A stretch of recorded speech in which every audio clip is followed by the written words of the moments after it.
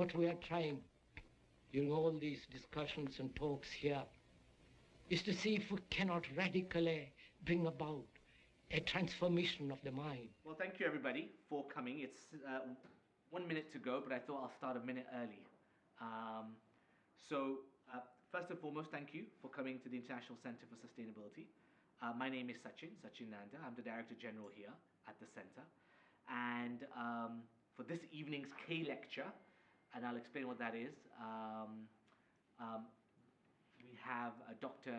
Dheeraj Paramesha Chaya with us. And I will explain and I'll introduce Dheeraj to you all very shortly.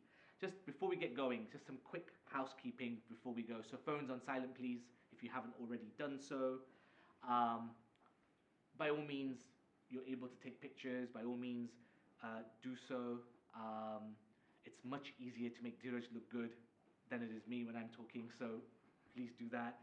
You can, by all means, post it on social media and all the rest of it. Just tag the ICfS in. And then there are no fire alarms today that we've planned, or there are planned here in the building. So if a fire alarm does go off, we should take it seriously, and our team will guide us to the fire exits at the back. And then, should you require toilets, they are just through these double doors, right up the steps. So 1 flight of stairs for the ladies and 2 flights of stairs for the gents. And of course, if you can't be able to do that, you can take the lift. That's also there. So that's the toilets. So let's get to the K lectures and introduce the evening to you all. So the ICfS, the International Center for Sustainability, is a not-for-profit. It's a charitable institution. We're 2 years old, so very young in that sense. It's taken about 5 to 10 years in the making, mind you. And we work with policymakers across the United States, UK and Europe, and India.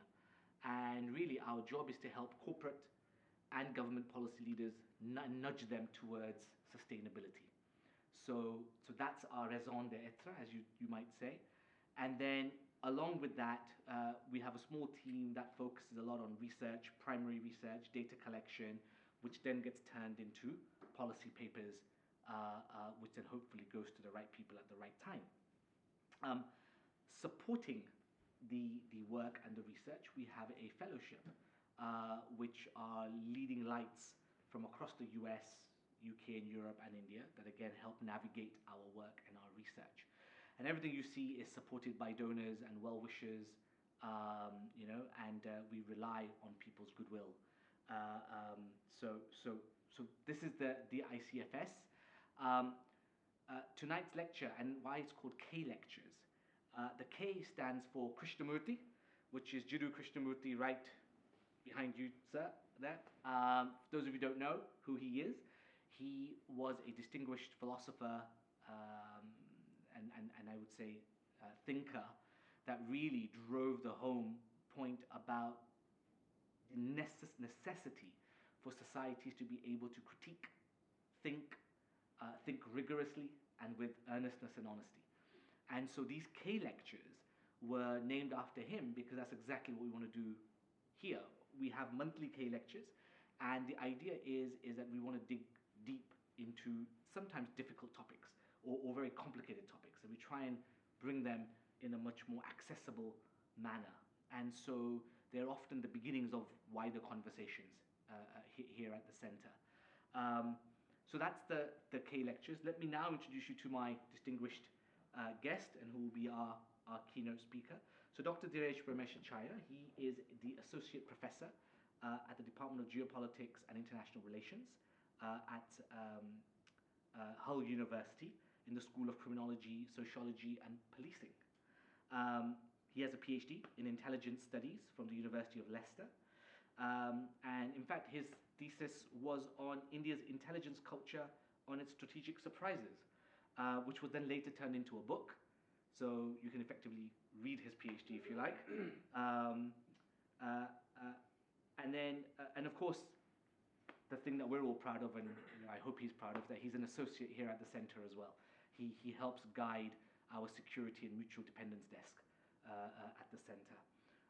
So let's get straight into the topic, which is inside India's intelligence ecosystem. And really, I can't think of somebody better than Dheeraj to kind of navigate us through that. Dheeraj, if you may, in your opening sort of remarks, tell us a little bit about, briefly as you can, sort of the nub, the history of India's intelligence systems and ecosystem, where it came about, what was it trying to solve, and then what are the challenges that it's faced, and now where are we? Where are we now currently in the age of AI, and kind of the nature of the threat has changed somewhat, the nature of data collection has changed somewhat. So just tell us where India is on this journey. Right. Okay. Good evening, all of you. It's lovely to be here in London. I have known Sachin for the last 3 years now, and I've always known that he's got a good sense of humor. But then, to arrange a conversation on intelligence, just a few hours short of April Fool's Day, I think that he had to be a bit more bit less conspicuous about it. But nevertheless, your question was about India's ecosystem. Now, I could talk about this topic for God knows how many hours. So I'll just condense some of my perspectives on India's ecosystem based on the historical evolution that it's had for the last 8 decades to 4 or 5 points, and then we can open it up to the audience and you can ask me as many questions as possible. So the first point that we need to remember is that when you talk about the Indian intelligence ecosystem, it comprises of roughly about 20 intelligence agencies. And these agencies have only evolved over the last 8 decades. So we started off with one agency known as the Intelligence Bureau, which India inherited from colonial Britain. From then on to today, we have roughly about 20 agencies, but all these agencies were added as a consequence of some strategic surprise that India suffered. So that's point number one, that we have a sort of a reactive culture. So the intelligence agencies that we have are not a consequence of any strategic planning per se, but as a consequence of suffering strategic surprises at some point. So bear these words in mind. I use the word strategic surprises, not intelligence failures. Okay, so what are strategic surprises are not necessarily intelligence failures. Right, so the point number one is India necessarily has a reactive culture. The second point is, any of you have read something about the theory of intelligence, or why a country needs intelligence. The first thing that you would understand is that intelligence is required for policy making. Intelligence is an adjunct to policy making.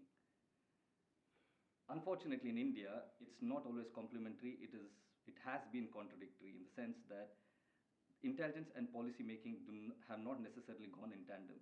So to give you an example, let's go back in time to 1962, which is a landmark year because India suffered a humiliating defeat at the hands of the Chinese in that year. And that sort of triggered some thought processes in terms of national security, intelligence, and so on. The question is, why was India surprised? And why was the Indian intelligence not capable of predicting China's actions accurately? There were a whole host of reasons, but if I had to pinpoint one particular reason, it was because the Indian Prime Minister of the day, Jawaharlal Nehru, believed that, quite wrongly, that India and China were civilizational states which were bound to be friends, and they were going to lead the world forward. Right? This was in stark contrast to what the Intelligence Bureau believed. Whereas the Indian Prime Minister had a worldview that saw the world as a place that was not for war, because war would then lead to World War III and so on, the Indian Intelligence Bureau was staunchly anti-communist. Right? So they saw China for what it was. They saw China as an aggressive country. It's going to expand at some point, and it is going to conflict with India. Right?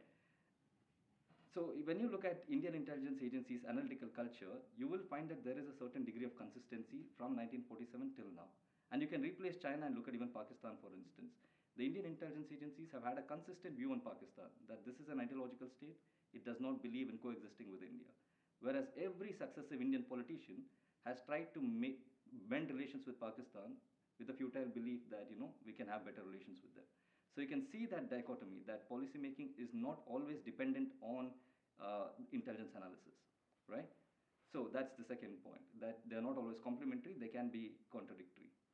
The third point is, if this is the case, then why have Indian intelligence agencies survived, and how have they survived?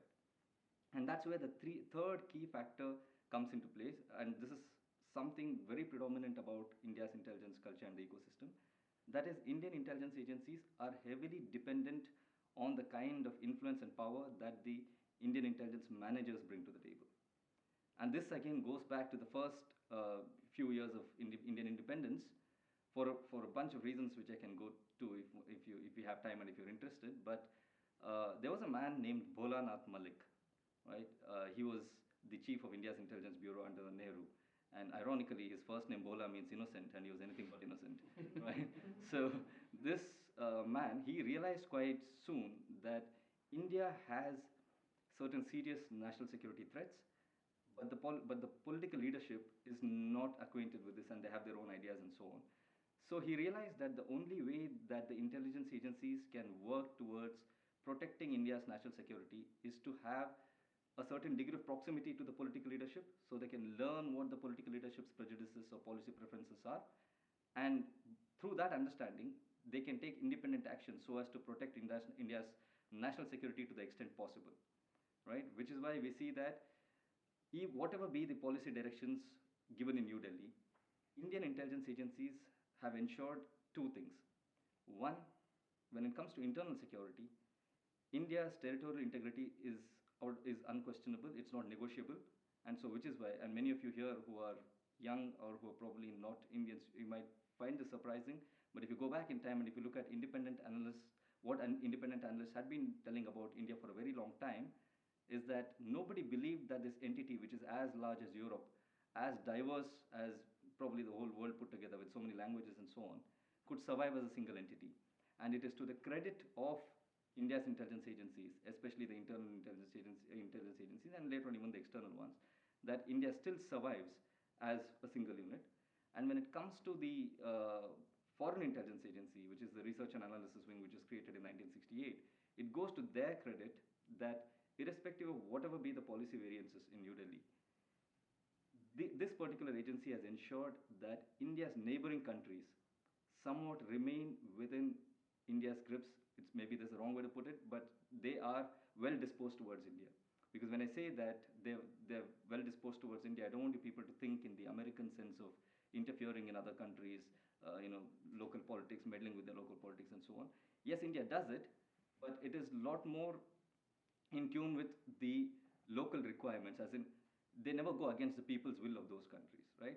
They find other ways to ensure that the elected representatives of those countries are somewhat favorable towards India. You can see that example in Maldives, where there was a case of the Prime Minister going against India. You can see it in many other countries in the neighborhood, right? So that's the third point, which is an important point, that is that India's intelligence ecosystem is heavily reliant on its leadership, but in the last 27 years, the direct access that the leadership enjoyed with the politicians has been diminished because of the creation of a post called National Security Advisor. So in the last 27 years, we've had 5 National Security Advisors, of whom 3 have been from the Foreign Service and 2 have been from the intelligence community. And again, during this time, if you talk to the 2 National Security Advisors, who were former intelligence chiefs, they will tell you that it is during those times that the intelligence agencies seem to have a greater influence on policy making rather than when former diplomats have taken on the post of national security advisors. So again, the proximity really matters. The fourth factor is, when you look at the historical evolution of India's ecosystem, there's yet another contradiction, because India is known as sort of the IT capital of the world and so on and so forth. But Indian intelligence agencies have been heavily human intelligence oriented than technical intelligence, right? And there are reasons for it. One also because of its, one of the main reasons is because of its recruitment patterns. Most of its officers are generalists, not necessarily experts in technology and so on.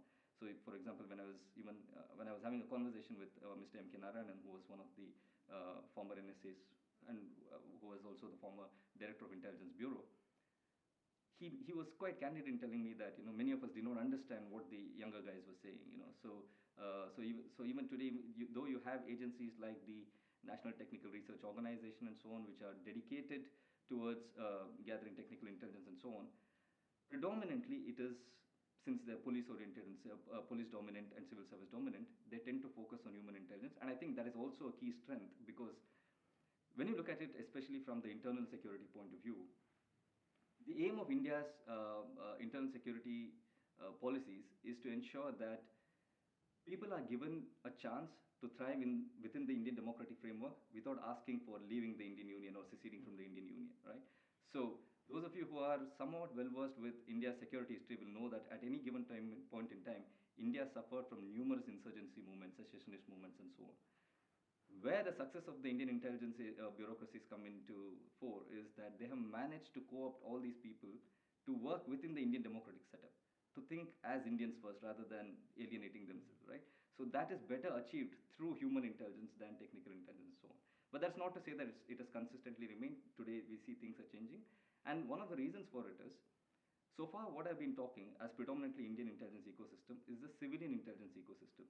Parallelly, there is also the military intelligence ecosystem, which has not been very strong over the years. One of the reasons is because historically there was a fear within the Indian political leadership that the military at some point will raise a coup, take over power, and all. You can't blame them because every country in the neighborhood went through that, right? Pakistan had that episode. Myanmar still has has issues, and so on. So military intelligence was deliberately limited to only tactical and operational roles, or even to ensure that there is no instance of espionage within the military, and so it was a counterintelligence role. But after 2001, you created something known as the Defense Intelligence Agency to bring together the intelligence wings of all the three services and so on. So today, when the Indian Prime Minister has given a call for embracing greater technologies, the Defense Minister is also quite supportive of this endeavor. You find that the military is more capable of picking up on these technologies because, at least for the last 3 decades, and this has been a criticism of the army as well, that they have been recruiting extensively from graduates from the STEM fields rather than the humanities and social sciences. So they are more capable of adopting technologies, and in fact, they're more enthusiastic about adopting technologies. But the corollary, where this becomes a weakness, is that the technologies help you carry out operations very well, but when it comes to strategic analysis of your enemy, the tendency to get surprised, because what you need to understand your enemy is more on humanities and social sciences, psychology, and so on, rather than, say, technologies. So, for example, in Operation Sindoor, we performed really well with the use of technology, TechInt, and so on. But at the same time, the tendency for the Indian army to be surprised by either Pakistan or by China is sort of recurrent, because they don't really. So, what Indian ecosystem needs, Indian intelligence ecosystem needs, is a collaboration between the civilian and the military intelligence agencies. But they seem to be operating in silos, which is one of its drawbacks. So if you ask me what are the successes, like I said, the fact that India still stands as one country is one of the greatest successes. And also think about it, right? I mean, India has the world's second largest Muslim population, right, after Indonesia. And those who have tried to follow the Israel-Palestine conflict would be aware that almost every country in Europe and North America saw some form of Palestinian terrorism, right? But despite having the second largest Muslim population in the world, India has not suffered so much of, they haven't really suffered the consequences of the Israel-Palestinian conflict, right? And all of this might seem like, it might not seem like a big thing to people who are, who are observers of India's national security, but the Indian intelligence agencies have really, really worked hard to ensure that these things don't happen, right? So this is one thing, and like I said, when it comes to the region, the South Asian region, and not just the South Asian region, you can take the entire Indian Ocean region from East Africa to Southeast Asia. I think that Indian intelligence agencies are quite powerful, and they have quite a significant intelligence dominance of the region. Okay. So, yeah. Thank you so much. So that's kind of given us the lay of the land, I suppose, somewhat. So let me just kind of fast forward and get into where we are today then, because I think you touched on that. Where are they today? So then, in your view, what would be the greatest intelligence threats today, right? And I mean that both from, because you said it rightly, military threats, but also threats around cyber warfare, disinformation, and of course now, whereas usually, in the traditional intelligence agencies were interested in intelligence gathering, but now they do more than that, right? I mean, all of these, they also shape.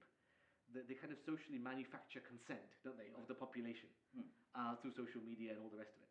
So then, what is the challenge there that India is facing from a social fragmentation perspective today? So what are the biggest threats? But in that way, it's the military, and then the disinformation and social fragmentation. Right. For us, who are sitting here in the West and who basically consume Western academic literature on all these terms like hybrid warfare, cognitive warfare, and so on and so forth, it might come as a surprise, but India has been suffering these problems even before these terms emerged in the Western literature. So when let's, for example, if a Pakistani intelligence officer in 1948, whose name was Qurban Ali, said that um, India India is an experiment. It has to break into pieces. It has numerous fault lines and so on and so forth. And that then in 1979, you have the Pakistani president who said that we need to bleed India through 1,000 cuts. Naturally, they're not talking only about military conventional attack, right? They're talking about several fault lines.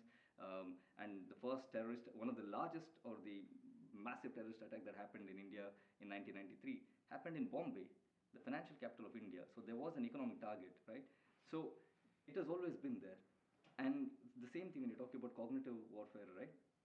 Today, the reason why this term has gained currency is because of the coming of social media and a lot of people being on social media. And it is true, because if you read the Global Counterterrorism Index, it says that in the early 2000s, an individual required 18 months to get radicalized. In 2010s, it came down to 13 months, and today it's a few weeks. Gosh. Yes, that is because you're talking to a system, and the system, you've all used artificial intelligence, you've all used ChatGPT. Tell me one time that ChatGPT, it contradicted you. It would never. No, it complements you, doesn't Yes, it? It kind of, because it's feeding into what it knows what you want, because it's designed to keep you hooked on, right? So it just feeds into what you want, right? So, and that is why if somebody who is willing to get radicalized, who is willing to experiment with his ideas, the moment he or she is talking to the system is talking back in the same language that you want to hear, you want to listen, right? So the speed of radicalization has improved, right?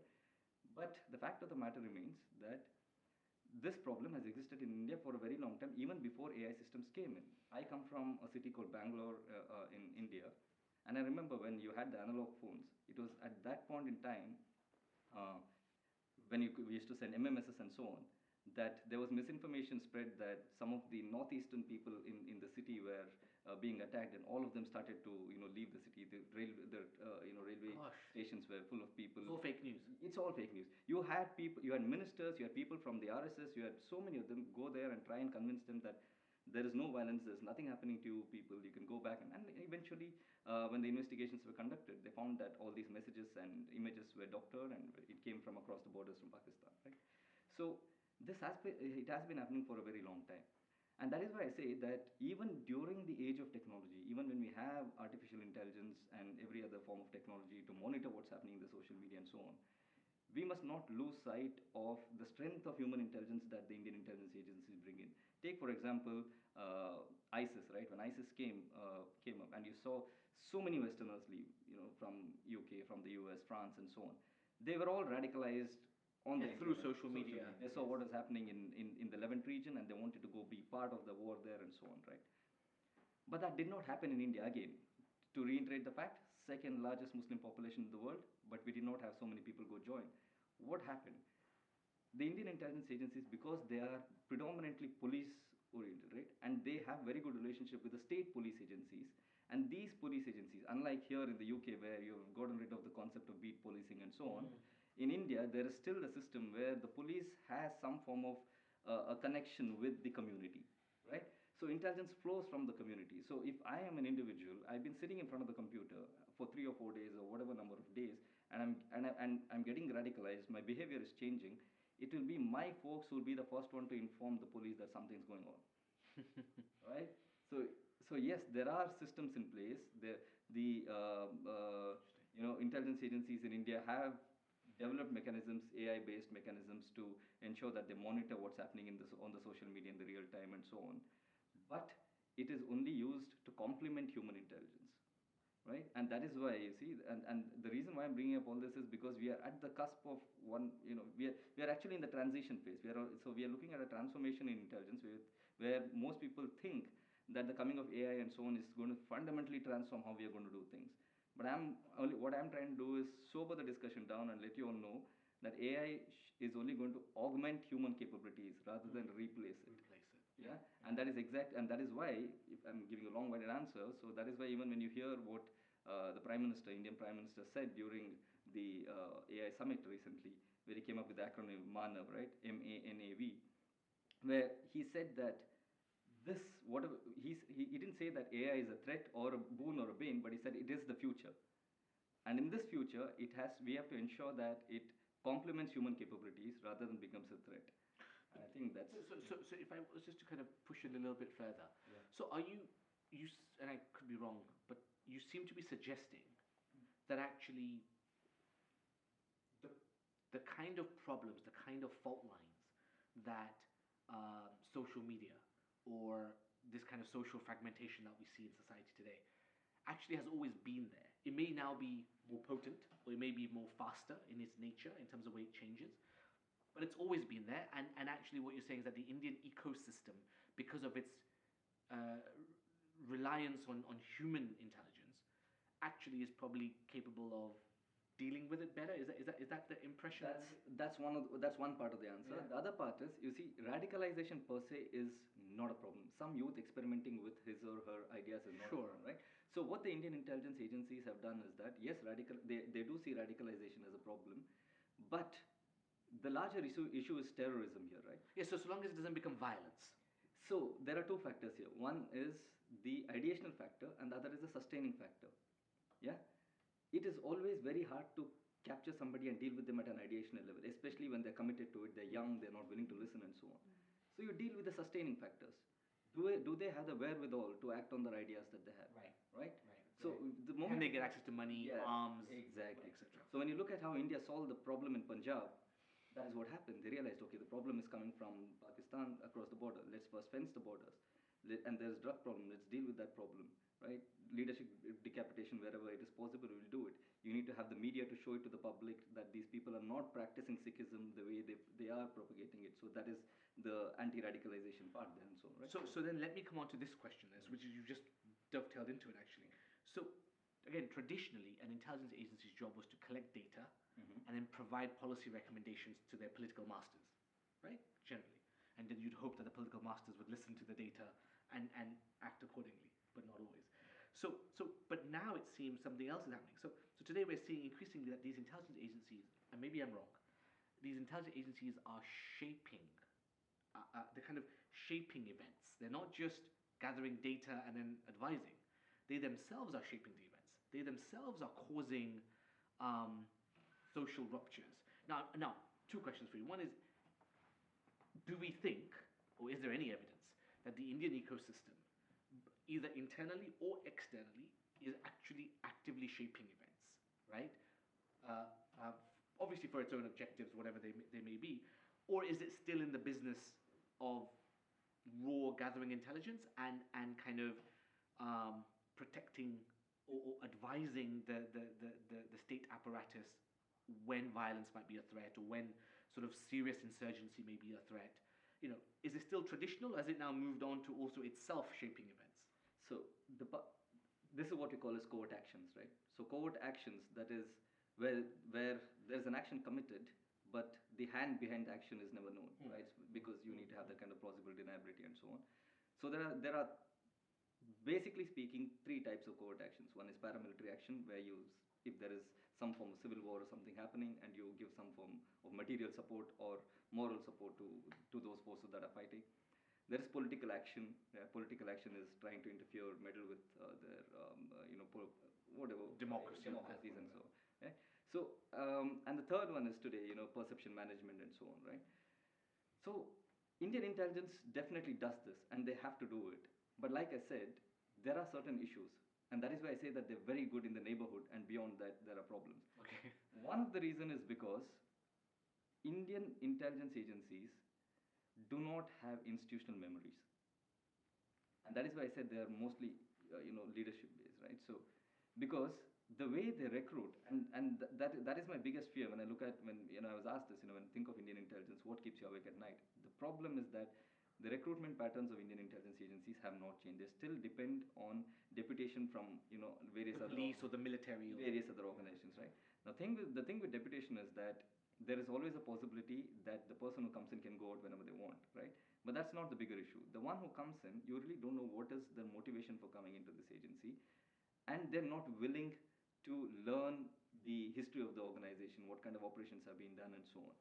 And there is also this cloak of secrecy and so on. So the organizations don't want to come out and write. So when I published the book, I was told privately, and I also have some emails and messages from many of the retired intelligence officers saying that we really needed this because our entry-level officers have nothing to read about the organization and so on, right? But I did it out of my own initiative. But had I not written, it was still. I mean, I'm not saying that people are reading But it. is the Indian intelligence ecosystem somehow unique in this model of deputation, or don't other do other intelligence agencies also not have this issue, or is this a really unique Indian problem? So look, it was when the Indian intelligence agency started to establish themselves, which is I'm talking about the RNAW now, not about the IB and others. When the RNAW was being raised, there were several motivations, right? I told you that it was as a consequence of some of the strategic surprises. That's only one of the reasons. The other reason was also that the then Prime Minister who created this organization, she faced serious threats from other senior politicians, right? So she wanted an organization which is not under the Home Ministry, right? So she created, and so she gave a clear directive that she did not want an organization that was manned by police officers. And so immediately, because the leadership of that day was quite strong, Rameshwar Kao, he got in a lot of people from various walks of life, right? Now you got them from various walks of life, but how do you now create a sense of unity amongst them? Right. So you need to have like a certain cadre, right? Now, we're all Indians here, but despite the fact that I'm an Indian, Sachin is an Indian, even though we have differences, on given certain issues, we will collaborate simply because we're sitting under this one umbrella as an associate and as the MD here, right? That's what an organization, that's what that camaraderie gives you, right? The IB was good in managing this. So they created a system where only police officers come, and the IB director was considered the senior most police officer in the country. So he could pick up anybody's annual confidential review, check out whatever, right? But with the RNDW, that did not happen. Right? Interesting. So it Really? started picking up people from here and there, but in the initial days, because the leadership was strong, you really got some good people. And also because Indira Gandhi created this organization, she also listened to what this organization was saying. And then her son came to power, he also listened. But in between, there was a Prime Minister called Morarji Desai, and after Rajiv Gandhi, the other Prime Ministers who came, they refused to see this agency as something important for policy making. So so it's in a country where there's that kind of one-upmanship, who just wants to have access to power and so on.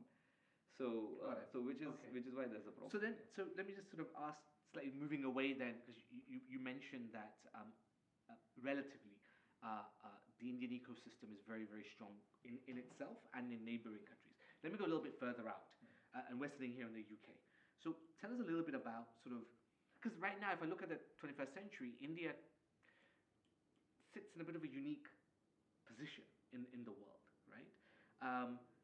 So considering Western intelligence systems and ecosystems, and then we've got this emerging multipolar world with China, India, a big African bloc, you've got a Latin American bloc, you've got a Middle East, right, with all the issues there. Where do you see India's intelligence ecosystem, and how do you see that shaping up beyond its immediate neighbors and actually playing a geopolitical role, and vis-a-vis the Western agencies? Okay, in terms of intelligence cooperation. Yes. Right. Okay. Again, any at all. Yeah. Again, let me start from a little bit of history here, because when I told you that during the first Prime Minister that there was a lack of cooperation between the intelligence agencies, they had a different worldview, right? So the Indian Prime Minister started off with this ideology called non-alignment, that we're not going to be aligned with either the Western Bloc or the Eastern Bloc. But underneath this non-alignment, if you had to, put a gun to his head and say, pick one of them, he would pick the Soviets. Yeah, he was rabidly anti-West because of the freedom struggle and all that, right? But the Indian intelligence agencies were tied by the hips to the Western intelligence agencies, right? Their love and dependence on the Western intelligence agencies was so much. I'll just give you a small anecdote. That I think that it was the year was 1958, and the Indian intelligence agency put up a proposal for training in one of the foreign countries. And the foreign country, and the Prime Minister looked at the proposal, and he went berserk. He got really angry. Any guesses which country I'm talking about? The UK. He wanted to come to the UK. No. Oh. The country was Australia. Oh. Yeah. It was Australia, and the Prime Minister. 1958. Yes. And the Prime Minister he was trying his best to make sure that Indian intelligence disconnects itself from the British intelligence. And here's the Indian intelligence asking for training from in Australia, which is right? British, yeah. So he in the letter he clearly states that somehow the Indian intelligence officers cannot look beyond the US, UK, and the Commonwealth countries. So that's how close the Indian intelligence was with the British and American and other Commonwealth countries. And it was not just closeness; it was a kind of dependency. But gradually, we realized, Indian intelligence agencies realized that this dependency is not going to help us, because firstly, when it comes to Pakistan, the Western agencies are absolutely uncooperative. That continues to even to this day. I think just yesterday, the Sunday Guardian has carried a brilliant article where American officials have openly, candidly said this, that if in a conflict between Pakistan and India, you cannot rely on us, you cannot rely on the Americans, right? So and that's an institutional mindset, you're saying, suggesting. yeah, it is an institution, it's a national mindset, because you see the problem was. The problem with UK and US at that point in time was the attitude of you're either with us or against us. I don't blame the UK as much, but with the United States, right? So if you're not, so what is non-alignment? That means that you're not with us, you're just against us. So what is not with us? You're against us, right?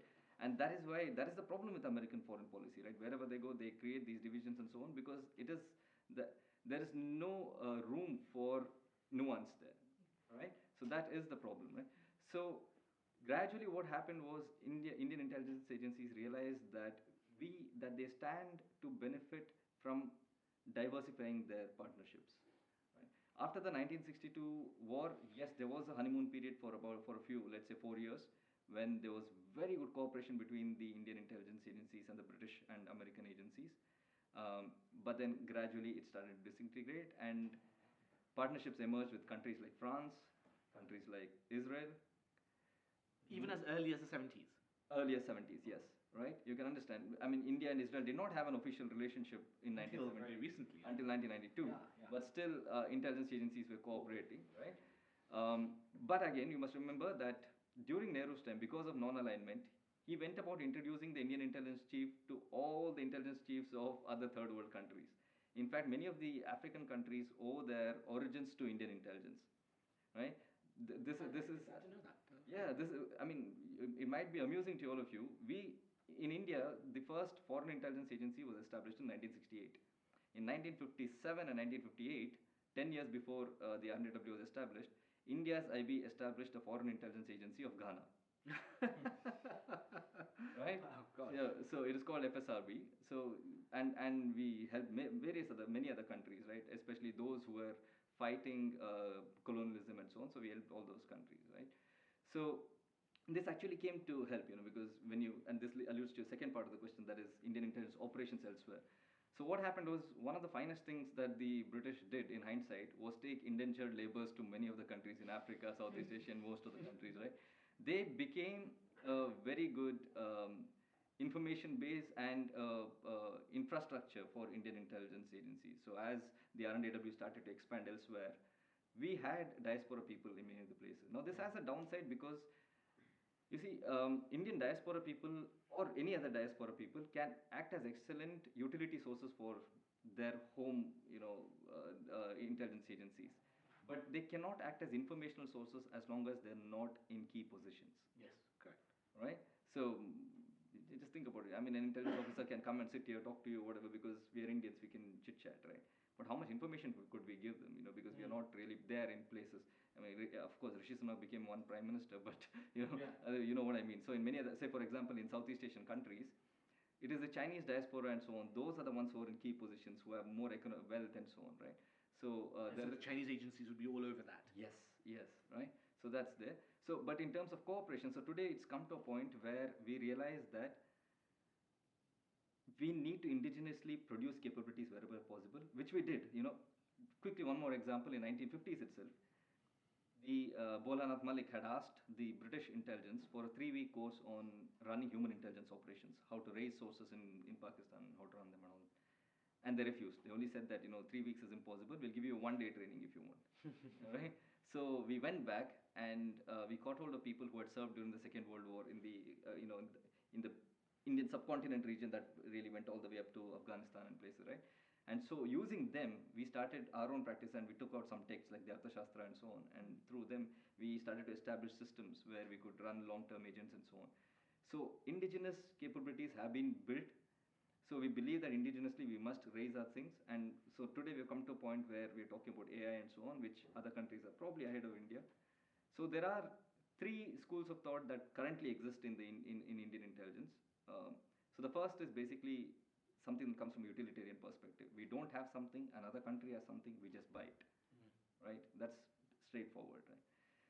The second is again the ones that are more nationalistic, who see that technology is nothing but an instrument of power.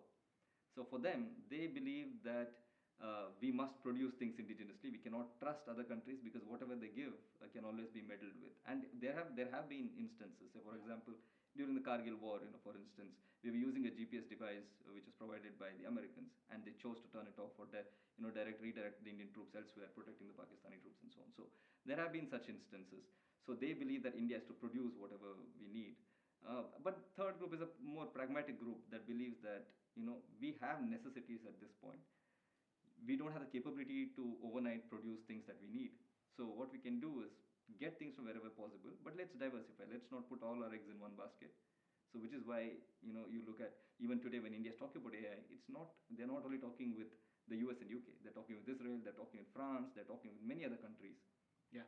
So that we can ensure that no single country can come and dominate that space, while we strive towards self-sufficiency. Okay, thank you for that. I'm conscious of time. I'm going to open it up to the audience. What I will say is, when you do ask your questions, do try and keep it terse.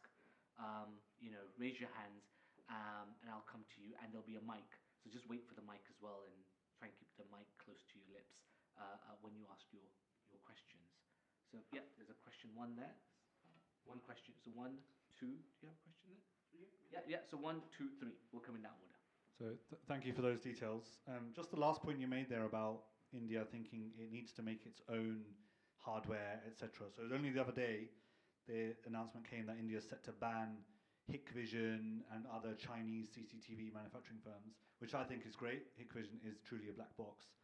But when will India be able to create such hardware? Like the CCTV market can't stop overnight, even though the sale of it will stop. How many years, months will it take to develop that technology, test it, strength test it, and then put it into market? Will other systems slow down or collapse because of this? I mean, what's the goal? Yeah, thank you for the question actually. So because that's another point that I wanted to make is that there is always a capability differential. That is, the political rhetoric could say anything, right? There is, at this point in time, I can assure you that the political will is very high in terms of, going native, in terms of reducing dependency on other countries, and so on and so forth. But the Indian bureaucracies are Indian bureaucracies. They're not going to change anytime soon, right? So, I mean, since you're going on record, I can say certain things.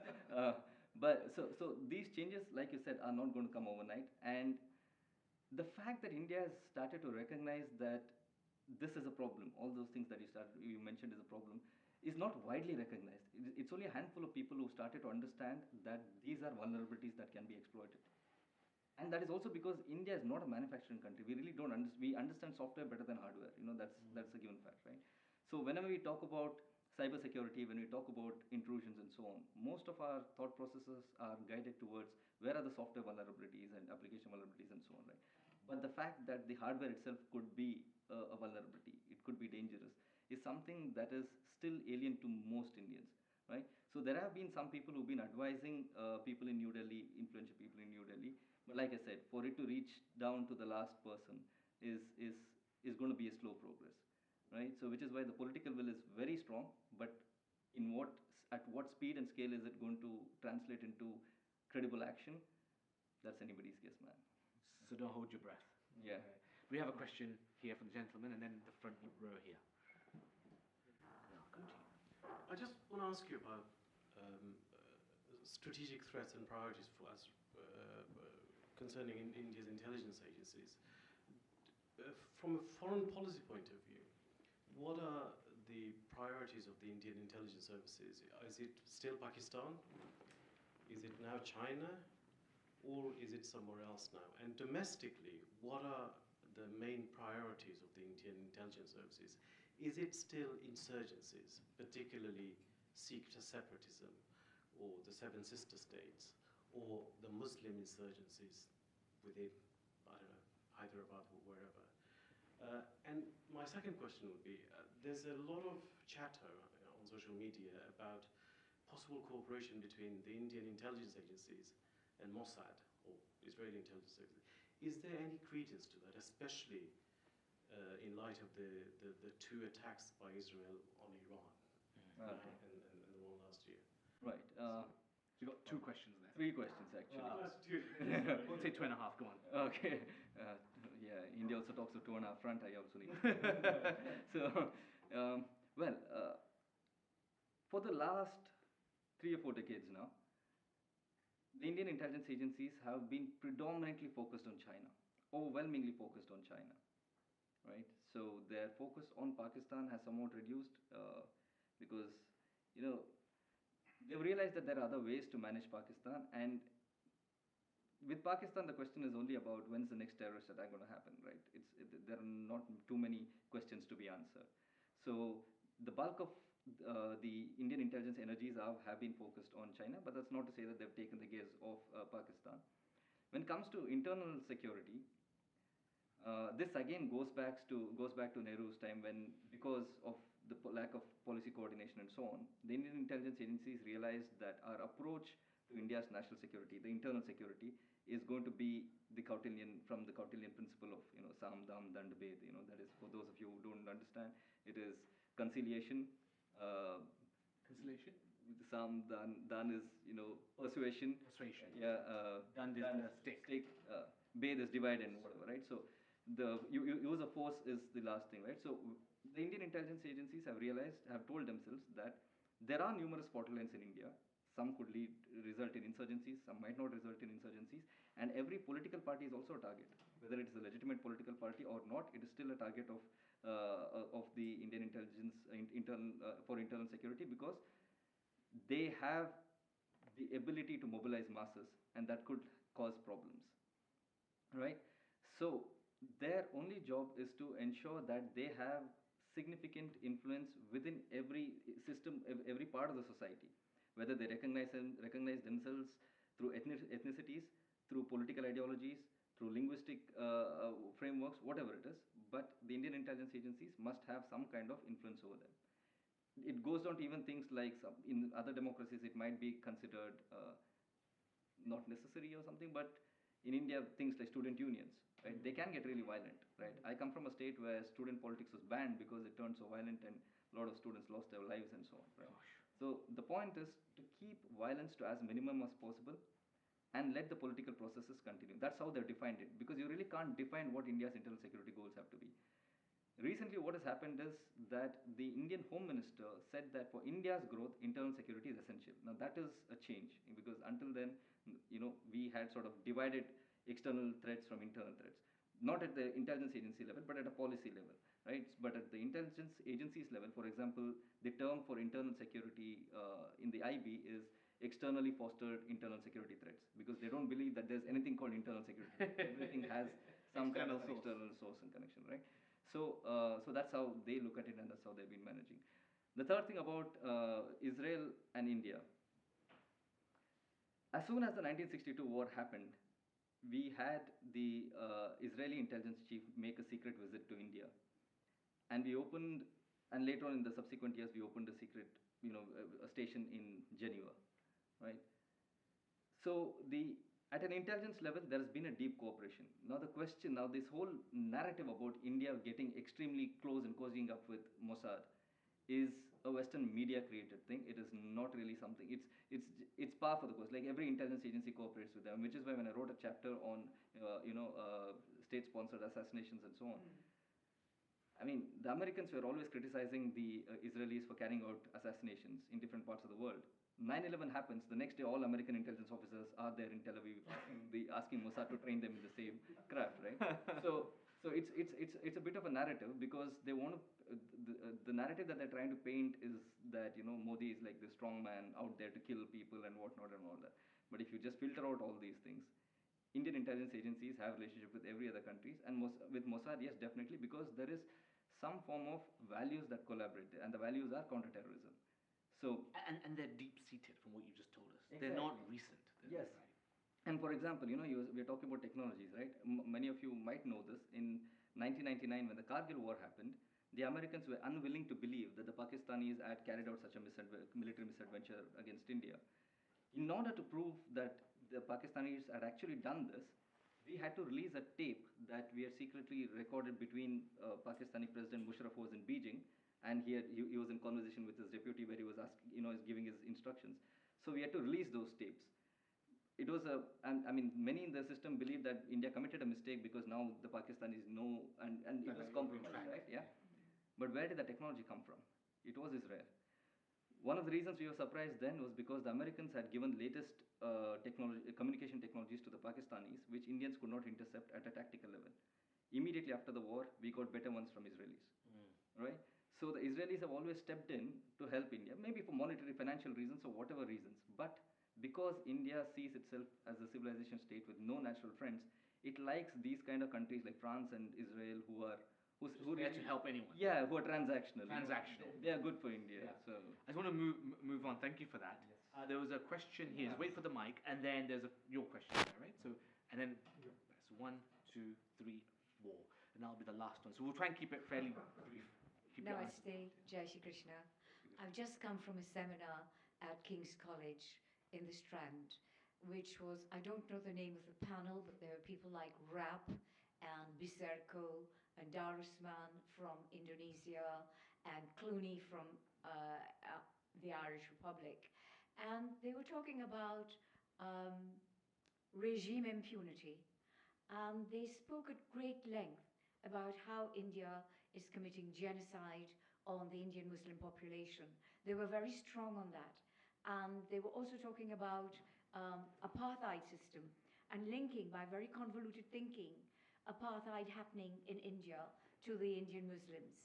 The other thing... So what's your question? Yes. What I wanted to know was external threats linked to internal threats.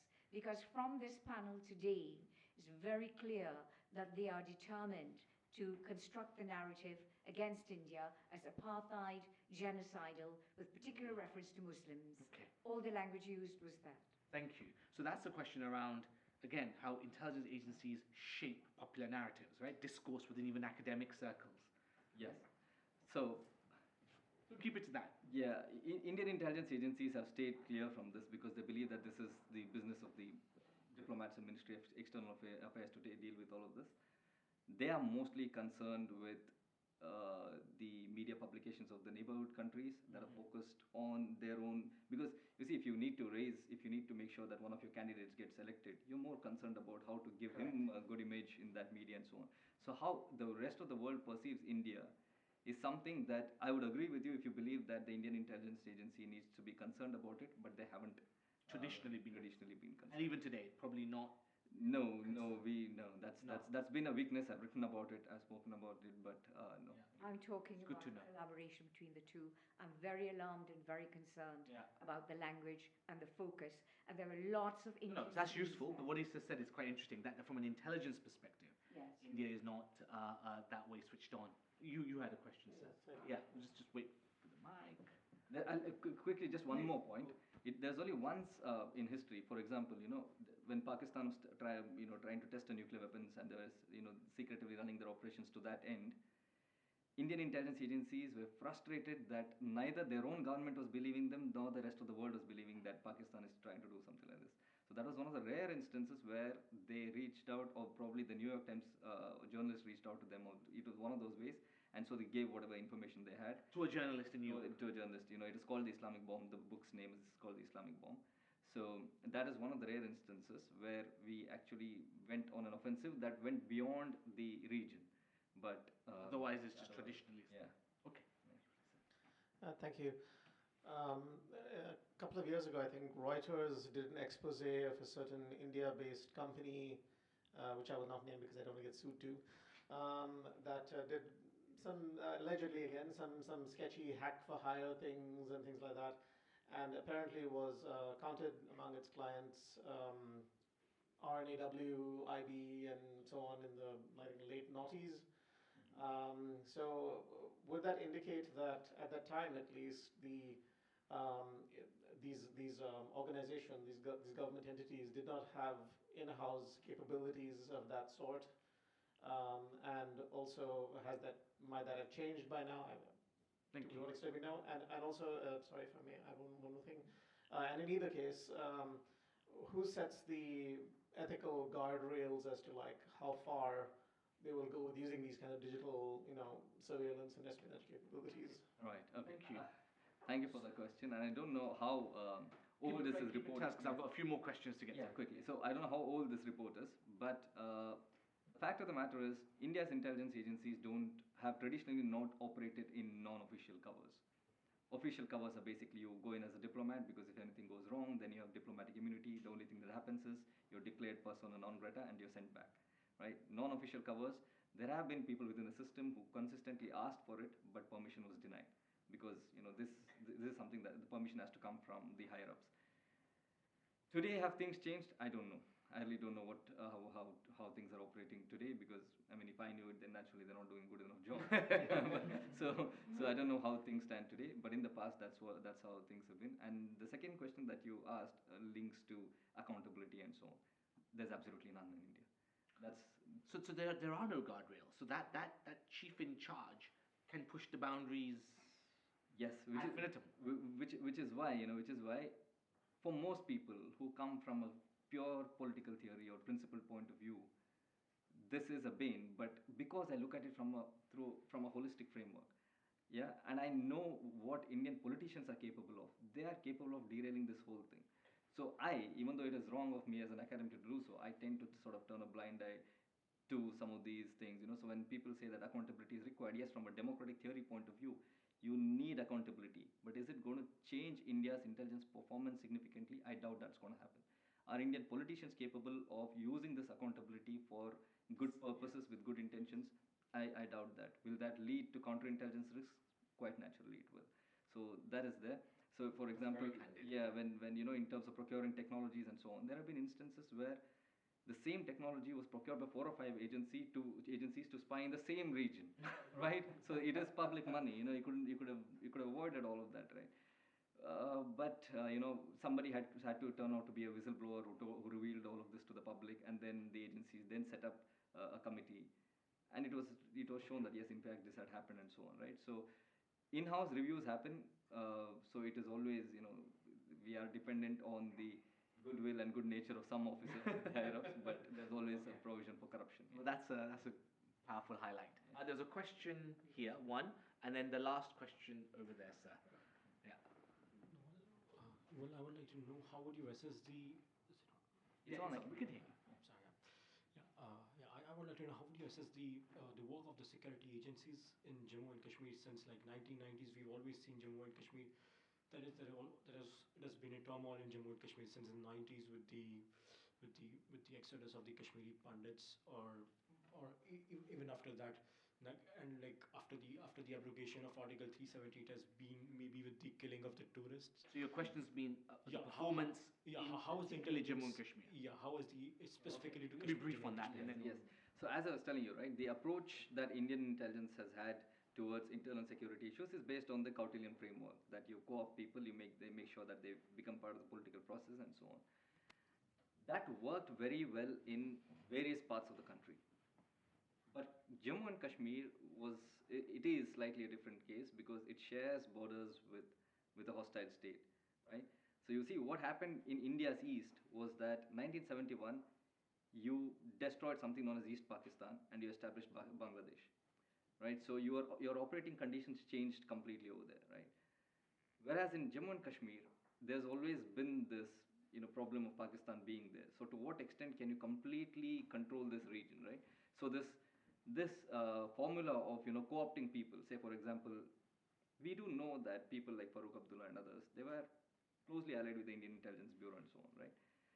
But when it comes to actual intelligence gathering, the strength was with the Jammu and Kashmir police, right? Even today, when you ask me that who is keeping things in check in Jammu and Kashmir. More than the national intelligence agencies, it is the state Jammu and Kashmir police intelligence, right?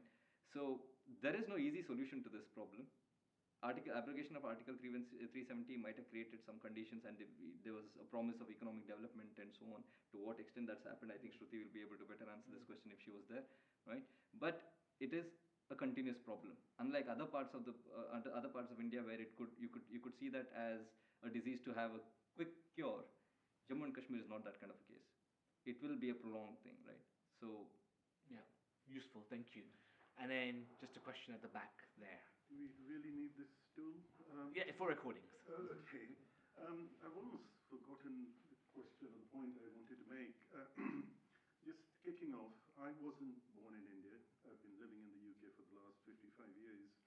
But I've been fortunate enough to have traveled around India, and we've traveled, we know more of India, experience more of India than most Indians, having done the traveling. The point I want to make, or our observations over these years, half a century, has been when you go to India and you talk to ordinary people, I'm a Marathi, I'm a Punjabi, I'm a Bengali, nobody really, or very few people talk about themselves as being Indian. You mentioned earlier on, right at the outset, India's strength is its diversity, but one could also argue its weakness is its diversity. And I suppose, on a flippant point, the thing that unites India is cricket. On a lighter note. My question is, we've got one CIA and one FBI in America. We've got MI6 and MI5 in the UK. You also commented that in India, they've moved from one intelligence agency to 20 plus, or something like that. So, trying to put my questions into one, is there enough coordination between the 21 agencies to have one framework? Just like the armed forces came together just before the last Operation Sindoor, there was the army and the navy. So your question there, if I can sum it up. That's one. Yeah. Are the agencies working together? And secondly, are the states working with the center effectively? Okay, because you got 27 states, yeah. right. So to quickly, firstly, correct some things in what you mentioned. The United States does not have two intelligence agencies. The United States intelligence community also has roughly about 20 agencies, right? Yeah, right. See, so basically, India, when it comes to organizational reforms, they always look to the UK or the US, right? So every time there's a problem, what do we do? Is there an agency in the United States? We'll create something similar to that, right? So we have been adding a good number of agencies. The US also had this problem of lack of coordination, and it was during the 9/11 that it became evident, and so they created something known as the Office of Director of National Intelligence. In India, we have the NSA system. The NSA is basically the person who sort of manages all these and brings together these agencies and so on and so forth. So coordination per se is not so much of a problem, but it links to the second question that you asked about states, right? And this is one of the reasons why counterterrorism was such a big problem in India until recently. That is because whenever when there's a different dispensation in the state and at the central level, there is a lack of cooperation between the police, because you must understand that the police in India is a state subject, not a central subject, right? So in India, there is state subject, central subject, and the concurrent subjects, right? So the central intelligence agencies are central subjects, whereas the police is a state subject. So let's say Tamil Nadu police, right? If there is DMK and there is BJP in the center, ideologically they are not compatible. So naturally, the police will not cooperate with. So the institutions also get affected by the political ideology or whatever. Yes. So if you people are interested, there's a brilliant book called The Politics of Counterterrorism in India, written by a scholar named Prem Mahadevan. His investigation was to try and find out whether intelligence agencies have failed in counterterrorism. And so he came up with the argument that there are 4 factors that actually influence this problem: that there is lack of political consensus, there's lack of political coordination, there's lack of operational capacity, and there's lack of operational coordination. None of this has to do with intelligence, right? It's political and security, right? So that happens. So unity, sir, what you mentioned, I didn't say that diversity is India's strength. Just as you mentioned, The Pakistanis and others have seen in diversity as India's weakness. The Indian intelligence agencies are also aware of this. So you rightly pointed out that a Maharashtrian would identify themselves as a Marathi, somebody else as something else, and so on. There is a lack of Indian identity, which is a problem. It has to come. But the question is, how do you bring forth this? The more you try to impose it, it turns out to be counterproductive. So it's only a question of, you think of it like you have an old ambassador car. The car is moving now. You might start to cherry pick things and say, this part of the car isn't doing well, or that part of the car is doing well. But if you take a bird's eye view, the car is moving while everybody is betting on it to stop. So why would you do something to destroy what's So you're saying it's moving in the right direction? Exactly, yeah. May So not be contain how we violence, which is why we don't talk about happiness index and so on. In India, everybody is just arguing with everybody else, but still things are happening. People write about India through a doomsday narrative, but in Indian economy is not going to collapse. Things are not going to. At a social level, despite all these differences, you will see that there's a great deal of coordination as well. Yeah. There is dependency and so on. So and that's a very positive way to end this talk. I'm just going to ask. We're slightly over time, but if you don't mind, 2 minutes, literally, give us your sum up as to where you think the intelligence ecosystems are going to evolve into this age of agentic AI and this kind of ultra high end technology, where literally my phones and all of, I mean, as we move into the age where technology is embedded in us, embedded in our lives, how will the intelligence ecosystem tap into this? 2 minutes, quickly, what you think in your crystal ball. Yes, but my argument is that you're looking at this problem in a unidimensional fashion, because right now technology is definitely changing at a fast pace, but so is the world order. There is lots happening in the world at a pace. Tell me, most of you here would remember the year 2019, but how many of you remember the year 2024? 2024 just went by because so many things happened in the world. Same goes to 2025 as well, because things are happening on a daily fashion. And today we're sitting in the third or fourth week of a war that's happening, right? So there are a lot of changes that are happening in the world. So we will have to take into consideration all of these, and these are happening right at India's doorsteps, right? One war that happened in the Eurasian thing, Russia versus Ukraine, it impacted India so badly that, because India brought oil and the tariff wars that then came up. Today, again, the war that's happening in Iran, we don't know what it is going to do to the regional order. Yeah, not just energy, but even regional. So let's assume that the United States withdraws from that region now, it comes back hurt. Iran is going to be a significant player in the region, right? We don't know what that regional order is going to look like. We don't know what role for India then, right? So depending on all of this, because, in 1971, just quickly, I'll take 30 seconds for this. In 1971, when the war was happening, the US was on Pakistan's side, and it sent a nuclear-powered aircraft carrier to the Bay of Bengal to threaten India, right? And because India had signed the treaty with the Soviet Union, there was a Soviet submarine that rose up behind and then there was deterrence. But immediately after the war, India decided that the Indian Ocean it's only named after us, but it's not going to give us any security if we do not really have control over this. So they partnered with two countries. One was France and the other was Iran. Both of them were allies of the United States to ensure that they dominate the Indian Ocean region and they know what the great powers are doing here. So even during the Cold War, there was an understanding that, this is a region that we want to dominate and so on. So a lot is happening in India's immediate neighborhood. So that will also determine things. That will also determine how India goes. The point about technology is we really don't know how much of it is hype, what is going to happen. India, for once, is not taking a wait-and-watch approach. It has jumped into it. It's not trying to, design, because if you look at older technologies like nuclear weapons and so on and so forth, India was high on rhetoric, less on action. But now, the way I look at it, we have cut down on rhetoric. We have jumped into action mode. We're trying to do things. But where this will lead to, we'll have to only wait and see. It's too early to pass a comment on it. Wonderful. Well, thank you so much. Round of applause for Thank you so much. There was a lot there for us to take away. I mean, there were certainly nuggets there that I'm going to take and I'll be reading further about and things that I didn't know at all. I mean, this is the obscure world of the intelligence ecosystems, for which thank you for shedding some light on that at least. K lectures. So this is another K lecture done. We have a monthly K lecture. Our next K lecture is on a very different topic. Couldn't be any more different. It's on higher education in the UK. We have Lord Willits, who was the university's minister in the last government, who will be speaking to us. And he will be talking to us about the future of higher education, not just in the UK, but I think even wider. So please do join us for that. That's on the 22nd of April at the same time, 6:30. So if you're interested in education, higher education in particular, and where that's going into the future, then Lord Willits will be sharing his thoughts and his ideas with us. And then over here, you can find out about the next lecture by scanning this code, and we'll move out your ways in a minute. To follow us on LinkedIn, if those of you who are not following us on LinkedIn, you're definitely missing out.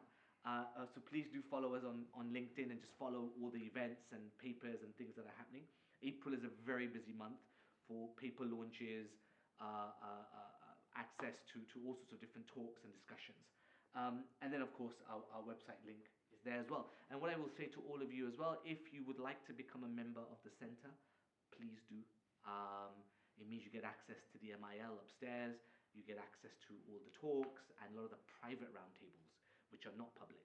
You can get access to those as well. So do please consider becoming a member, because otherwise, without your support, none of this can happen.